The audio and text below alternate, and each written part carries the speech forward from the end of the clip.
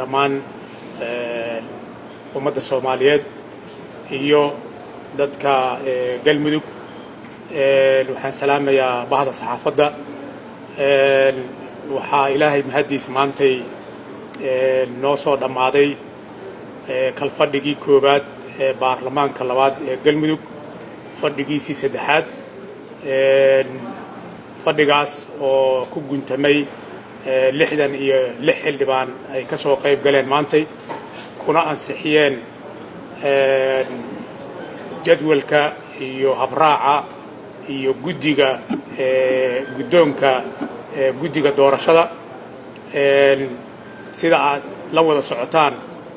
maalmihii la soo dhaafay waxaan ku howlanayn wada tashi iyo sidii looga wada qayb gali lahay doorashada madaxweynaha iyo madaxweyne ku-xigeenka oo nagu soo foolle waxaan la tashanay dhammaan murashaxiinta u taagan xilka madaxweynaha iyo madaxweyne ku-xigeenka sidoo kale waxaan la tashanay hay-adaha amniga sidoo kale waxaan la tashanay maamulka caasimadda galmudug ee dhuusamareeb wada tashi dheer kadib waxaan dhisnay guddiga doorashada madaxweynaha iyo madaxweyne ku-xigeenka waxaa ansixiyey 19kii bishaan baarlamaanka kadib waxay bilaabeen inay doortaan guddoon kadibna waxay soo saareen jadwalkii doorashada oo maanta mar labaad baarlamaanku ansixiyey oo ay aqbaleen sidaas waxaa noo bilaabatay maantay xilligii doorashada madaxweynaha iyo madaxweyne ku-xigeenka iyadoo aan haysanno ama ay haystaan musharaxiinta iyo daneeyaasha kuraastaas madaxtinimada galmudug 10 maalmood oo ka bilaabanaysa maantay 10kaas maalmood oo maalmo howleed wada ah kulligood oo guddigu ay ka ballan qaadeen baarlamaanka inay shaqaynayaan guddoonka baarlamaanka iyo xubnaha baarlamaankuna ay la shaqaynayaan sidaas darteed waxaan ugu baaqaynaa dhammaan musharaxiinta wixii maqan iyo wixii jooga inay degdeg isku diiwaan geliyaan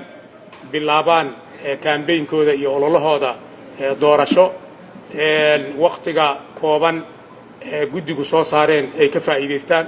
sidoo kale waxaan ugu baaqaynaa dadka reer galmudug dadweynaha reer galmudug oo muddo dheer sugayay maamulkii hore oo waqtigiisu dhacay oo muddo 7 bil ah laga joogo inay maanta u wada guntadaan sidii maamulkaasi uu ku hana qaadi lahay oo mar labaad ku shaqayn lahay oo galmudug cusub ay ku dhisi lahaayeen sidoo kale waxaan ugu baaqaynaa ciidamada amniga federaalka iyo kuwa dawlad goboleedka galmudug iyo kuwa amisom jooga caasimadda galmudug inay amniga doorashada ay sugaan inay diyaar garoobaan inay galaan heegan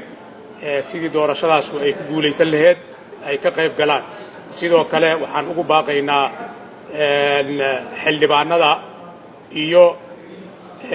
inay u diyaar garoobaan iyo guddoonadooda iyo guddiga doorashaduba sidii doorashadaas qaybaheeda kala duwan looga qayb geli lahay wax looga qaban lahay sidoo kale bahda saxaafadda waxaan ayagana ugu baaqaynaa sida ugu fiican inay doorashadaas ayaguna uga qayb galaan kaalin muglana ka qaataan lana shaqeeyaan guddiga maalmaha soo socdo lana socodsiiyaan dadweynaha Soomaaliyeed iyo dadka reer galmudugba hadba meesha ay wax marayaan iyo tallaabooyinka la qaadayo iyo sida doorashadu ay ku socoto una bandhigaan dadka Soomaaliyeed sida ay wax u socdaan mar labaad aad u mahadsantihiin waxaan rajaynaynaa inay guul noogu dhamaato doorashada processkeedii iyo habraaceedii oo maantay noo bilowday waa mahadsantihiin